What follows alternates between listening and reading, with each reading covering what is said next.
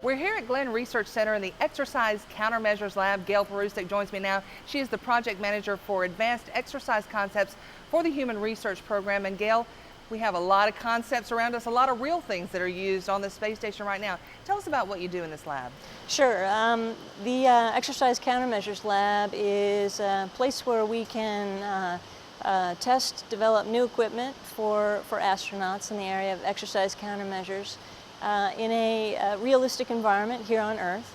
So we're developing new equipment, new sensor technology, new protocols to improve the exercise countermeasures, hardware and routines that the astronauts use to stay healthy in zero gravity and mitigate the bone and muscle loss that we see when they don't get adequate exercise. And we really don't think about it, but exercise is a lot different in space. Well, maybe not a lot different, but there are things you have to do differently because nothing to weight you down, right? That's true. Yeah, that's true. So the equipment that we've got on space station now, we've got an advanced resistive exercise device, which is a lot like lifting free weights, but in zero gravity. It uses a principle of vacuum cylinders and flywheels to provide that resistive load. We've got a cycle ergometer with vibration isolation system, and that's a lot like a stationary bike for an aerobic workout. And then there's the second generation treadmill, or T2, which is basically a commercial treadmill that's been fitted to a space station rack, again with a vibration isolation system. And as opposed to a treadmill at the gym where you just jump on and go, the crew members don a harness and they tether themselves down to the treadmill with a set of bungees or a subject load system. And that allows them to generate the forces under their feet to get that impact loading that's so important for bone health, and allows them to get a good workout. So is that something like we see here, or is this something new? Exactly. So this treadmill. Now this one has an acronym and it's a mouthful, but they all are. Yeah, we call this the EZLS, or Enhanced Zero Gravity Locomotion Simulator.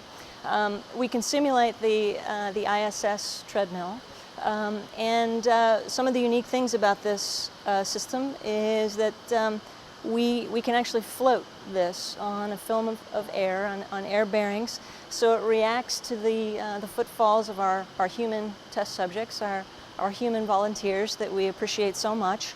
So we can really get a good simulation of what the loading regime, what the exercise prescriptions are really doing from from an engineering perspective in terms of loading into the vehicle, loading into the body. So it's a great simulation, a great analog for developing new equipment. So one of the success stories to come out of this lab is a new, more ergonomic, more comfortable treadmill harness that was developed with our collaborators at the Cleveland Clinic. And the crew members were coming back from the expeditions with complaints of the previous harness design of causing discomfort. And so we worked with the clinic and our engineering teams here at Glenn and at Johnson Space Center to develop a new and better design. So that design was tested here in the simulator, and it was flown in about 2009, 2010. It was met with great feedback from the crew, and we transitioned to operations, and now the crew members each get a what's called a Glenn harness, and that was developed right here.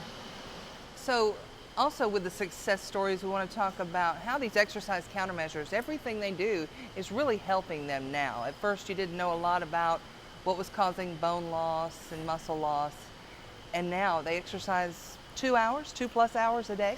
2+ hours a day, 6 days a week. We are definitely learning more about the optimal regimen, the optimal equipment, what the exercise hardware needs to do in terms of providing optimal force characteristics, if you will. The ARED, the new Advanced Resistive Exercise Device, which was flown on station in 2008, provides a 600-pound resistive force The previous IRED, or interim resistive exercise device, was limited to 300 pounds. And since the ARED has flown, we've seen crew members come back healthier than ever.